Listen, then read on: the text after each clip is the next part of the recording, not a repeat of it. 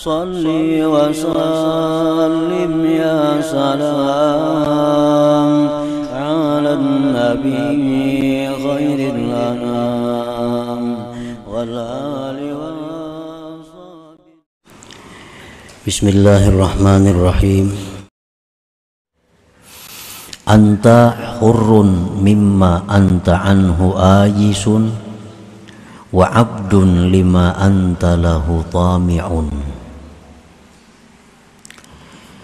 Yang artinya engkau adalah merdeka,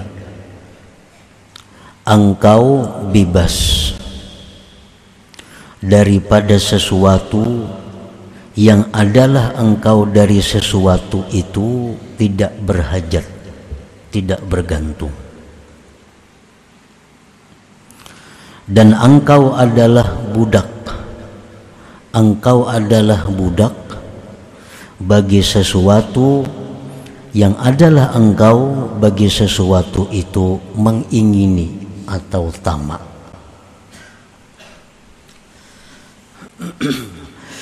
Nah, para muhibbin rahimakumullah, artinya kita ini merdeka.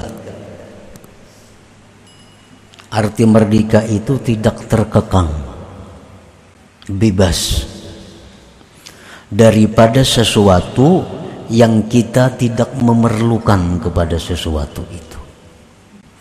Nah, kita kada perlu lawan sesuatu itu, maka kita bebas daripadanya.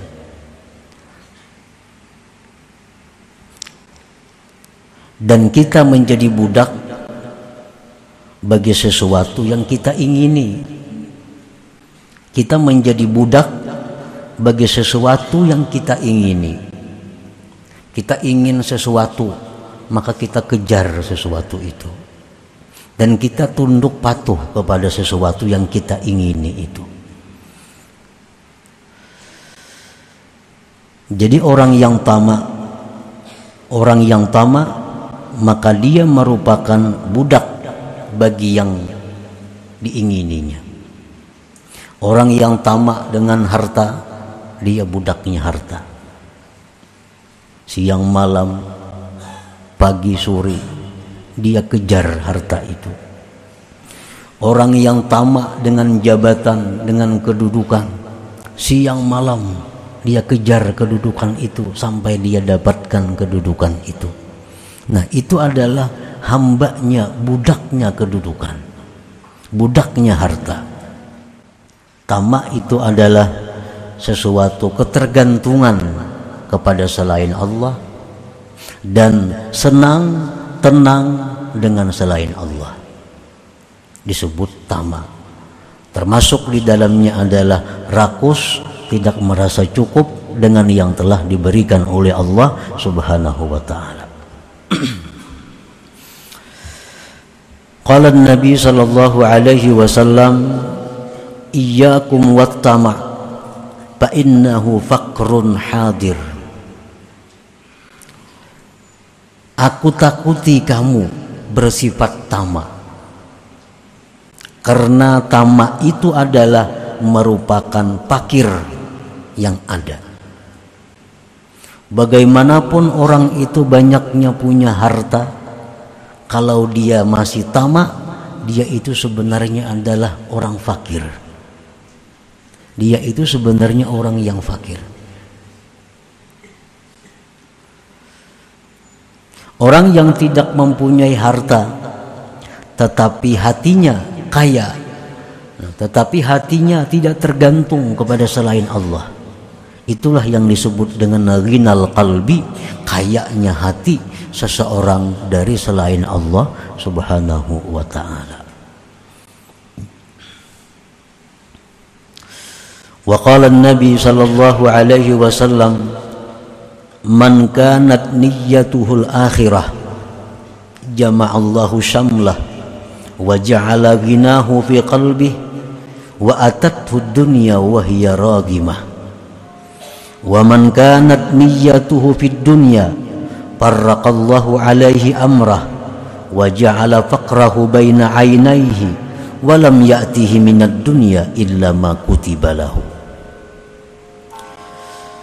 Rasulullah sallallahu alaihi wasallam bersabda, barang siapa mengingini akhirat,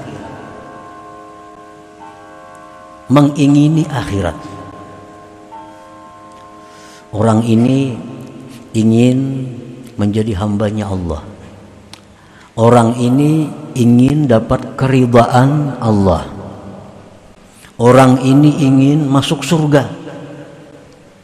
Itu yang diingininya. Maka Allah himpunkan baginya perkara yang tercerai-berai, dan Allah jadikan kekayaannya di dalam hatinya, dan dunia akan datang kepada dia dalam keadaan menyerah dan hina.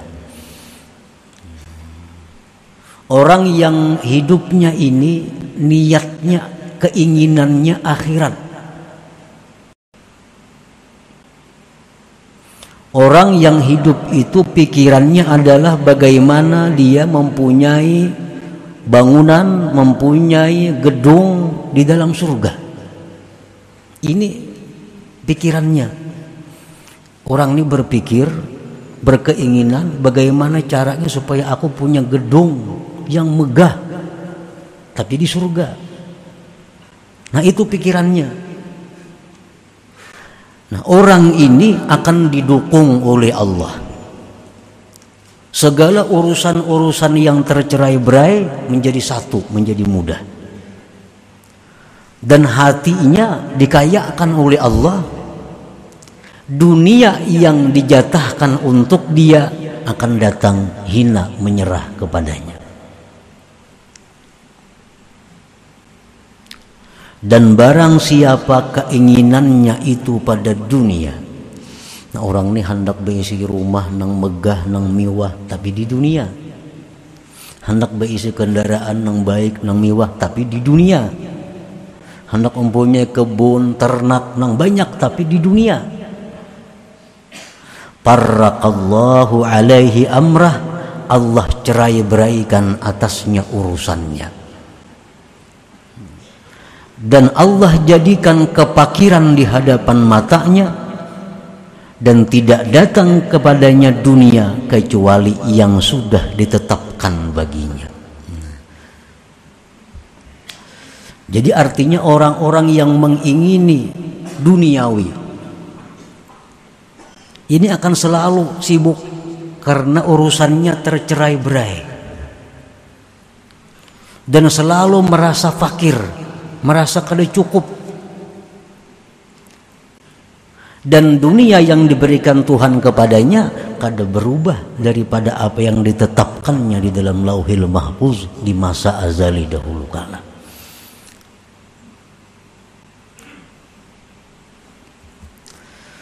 Nah, para muhibbin rahimakumullah. Jadi keinginan kita itu hendaknya jangan keinginan yang surut. Jangan punya keinginan rendah. Kalau kita hendak kepingin punya gedung tapi di dunia, itu keinginan rendah. Yang kita ingin itu ya sesuatu yang murah. Yang kita ingini sesuatu yang binasa, yang hancur.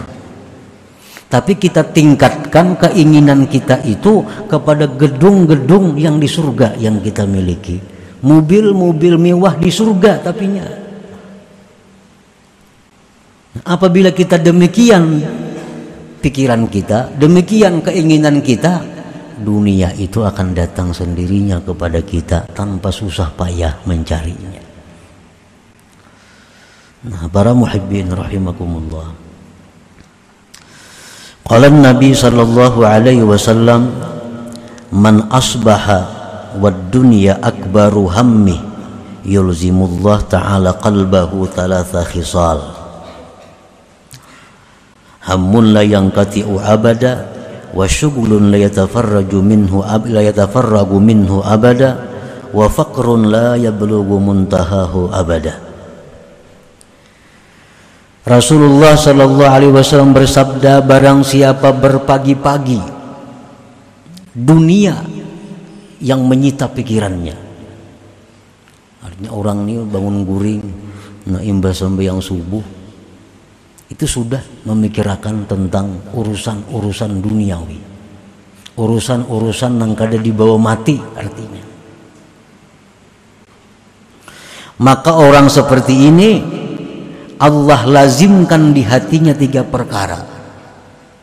1, hammun la yanqati'u abada, kerisauan yang tidak putus selamanya. Yang kedua, kesibukan yang tidak pernah lapang dia daripadanya. Yang ketiga, kepakiran yang tidak ada ujung baginya selamanya. Nah, para muhibbin rahimakumullah.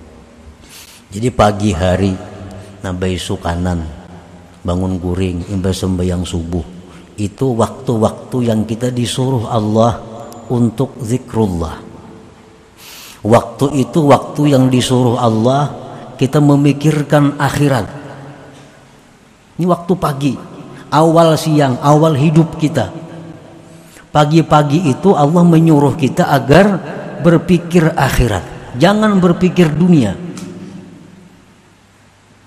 Oleh karena itu Allah Subhanahu wa ta'ala memberikan ganjaran yang sangat besar kepada orang-orang yang di pagi itu berzikir kepada Allah. Man shallal fajra fi jama'atin thumma qa'ada yadhkurullaha ta'ala hatta tatlu'ash syams thumma shalla rak'atain kanat lahu ka ajri hajjatin wa umratin tammatin. Biar Nabi. Barang siapa sembahyang subuh berjamaah, kemudian duduk berzikir, membaca Quran kah, salawat kah, tasbih kah, menuntut ilmu kah, sampai terbit matahari. Kada sampai sejam itu, kada sampai sejam, apalagi sembahyang subuhnya tengah 6 maginnya, kada sampai sejam, sampai terbit matahari. Sembahyang isyraq 2 rakaat atau duha 2 rakaat, maka baginya mendapat pahala haji umrah sempurna ujar Nabi. Nah, ini adalah satu dorongan kepada umat bahwa hendaknya di pagi-pagi itu jangan memikirkan urusan duniawi. Isilah waktu pagi itu dengan akhirat. Nah, para muhibbin rahimakumullah. Qala ba'dul hukama at-tama' ala 3 aqsam. Tamak itu 3 macam. Qismun mahmud wa qismun mazmum wa qismun ghairu mahmud wala mazmum. Ada tamak yang dipuji, ada tamak yang dicela, ada tamak yang tidak dipuji, tidak dicela. Macam-macam tamak. Al-qismul awal, macam yang pertama, tamak yang dipuji. Qaulihi ta'ala hikayatan an khalilihi Ibrahim alaihi salam, walladzi atma'u ay yaghfira li khati'ati yaumaddin. Seperti firman Allah mengisahkan Nabi Ibrahim. Nabi Ibrahim berkata, wallazi atma'u, bermula yang aku tamak, bermula yang aku ingini, bahwa Allah mengampuni dosa-dosaku di akhirat nanti. Nah, tamak dengan urusan akhirat itu dipuji. Selalu merasa kurang dalam hal urusan akhirat, selalu merasa bodoh, akhirnya rajin menuntut ilmu. Selalu merasa kurang tubatnya, selalu tubat kepada Allah. Nah, ini tamak juga, tapi dipuji karena tamaknya ini kepada akhirat. Awal qismus tsani, macam yang kedua, ayyashghalahu an ada'i awamirillahi ta'ala aw yurida jam'al mal litakasur wat tafakhur. Tamak yang dicela itu adalah tamak yang mencegah dia daripada, yang menghalangi dia daripada menunaikan perintah Allah. Inya ini keinginannya itu membuat inya ini terhalang daripada yang disuruh Allah. Sembahyang berjamaah tak tinggal, wirid-wirid kada tabacai, pengajian-pengajian ditinggalkan untuk mencari sesuatu daripada duniawi. Nah, ini yang dicela tamaknya. Tamak seperti ini yang dikatakan Imam Hasan Basri, halakuddin wa fasaduhu at-tama, binasanya agama seseorang itu berada pada tamak. Ini kalau urusan usahanya paling sulit meninggalkan usaha. Jakanya kawa kada beperayaan. Tapi kalau urusan ibadah, nah itu kurang lebih. Urusan menuntut ilmu kurang lebih. Bila ada kepentingan lain, kepentingan usaha, ya kada usah sembahyang berjamaah, kada usah ke pengajian, karena ini ada urusan usaha. Nah, ini tamak yang dicela. Tamak ini yang merusak agama seseorang.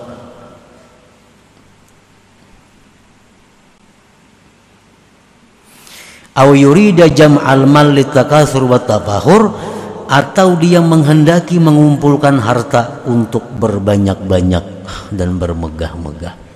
Nah, ini tamak. Waktunya bagus, pengajiannya kada tertinggal, berjamaahnya kada tertinggal, tapi di waktu-waktu kosong dari kegiatan agama, ini mencari dunia untuk berbanyak-banyak dan mengumpulkan duniawi. Ini pun dicela juga. Alhaakumut takatsur hatta zurtumul maqabir. Kamu itu dilalaikan oleh berbanyak-banyak sampai kamu mati. Hatta zurtumul maqabir, sehingga kamu ziarah kubur, sehingga kamu masuk kubur artinya. Nah, ini yang dicela.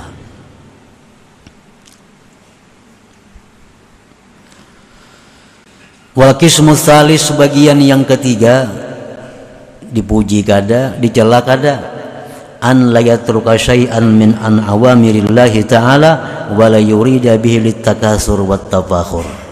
Tamaknya seseorang itu kadang meninggalkan sesuatu dari yang disuruh Allah, dan dia kadang menghendaki berbanyak-banyak dan bermegah-megah. Ini orang anjuran Allah, seruan Allah dipenuhinya, dan inya pun berusaha kada untuk bermegah-megah, kada untuk menumpuk-numpuk kekayaan. Nah, ini tamak juga, cuma tamak ini dipuji kada, dicela kada.